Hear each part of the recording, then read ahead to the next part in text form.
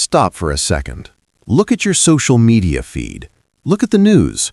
What's the one thing they all have in common? Fear. Right now, the world is suffering from a scarcity virus. We see prices rising, rumors of war, and we feel this primal urge to panic. We buy things we don't need, we hoard, we stress, and we lose sleep over a future we can't control. But what if I told you that the greatest threat to your future isn't the economy, it's the panic mode inside your own brain? Thousands of years ago, a man named Joseph faced a global crisis that makes our current inflation look like a walk in the park. He didn't survive a 7-year famine by wishing it away. He survived it by mastering what I call the internal economy. Today, I'm going to show you the psychological and biblical blueprint to becoming famine-proof. We're moving from panic mode to preparation mode. If you want to stay calm while the world loses its mind, stay with me. This is the Joseph strategy. Let's look at the facts. Joseph was a man who understood executive function before modern psychology even had a name for it. Imagine the scene. Pharaoh has a dream. 7 fat cows followed by 7 skinny ones. The skinny ones eat the fat ones, but stay skinny. Most people would have heard that news and started a riot. They would have cleared the shelves. But Joseph did something different. He didn't react with his amygdala. That's the lizard part of your brain that screams run or fight. Instead, he operated from his prefrontal cortex.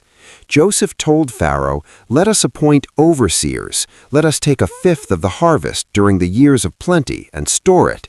Think about the discipline that took.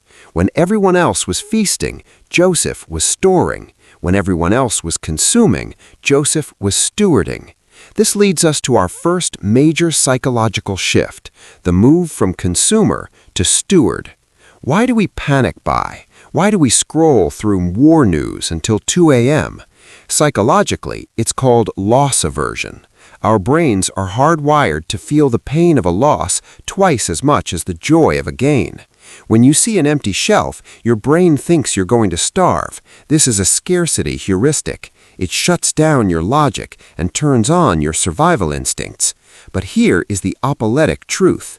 Biblical faith isn't blind. It is actually the most sighted thing you can do. True faith is the ability to maintain executive function when the world is in chaos. Joseph knew that the years of plenty weren't for his luxury, they were for his legacy. Are you a consumer or a steward? A consumer buys peace through shopping. A steward builds peace through systems. Joseph's internal economy was strong because he didn't derive his value from what he had, but from who he served. If your identity is tied to the stock market, you will crash when it crashes. If your identity is tied to the provider, you remain stable regardless of the skinny cows in the news. So how do we apply the Joseph strategy today? We build psychological capital. This is the inner wealth that inflation cannot touch. It consists of 4 pillars: hope, efficacy, resilience, and optimism. Pillar 1. Delayed gratification. Joseph saved 20% of the harvest. In our modern world of buy now, pay later, this is a revolutionary act. By saying no to a dopamine hit today, you are strengthening the neural pathways of self-control. You are literally storing grain in your brain for the hard times. Pillar 2. Resourcefulness over resources. Joseph didn't have modern technology. He had a plan. Most of us don't have a resource problem. We have a management problem. Stewardship is the art of making the most of what you already have. Pillar 3. The mental storehouse. Joseph was in a foreign land, away from his family, yet he didn't break. Why? Because he had a mental storehouse of God's promises. When the world is doom-scrolling, you need to be hope-scrolling. You need to fill your mind with truth so that when the famine of peace hits, you have a reserve to draw from. Some might say this is just positive thinking. No, Positive thinking is pretending there is no famine. The Joseph strategy is preparing because you know the famine is coming, but you also know the provider is already there. This is why this topic is so relatable today.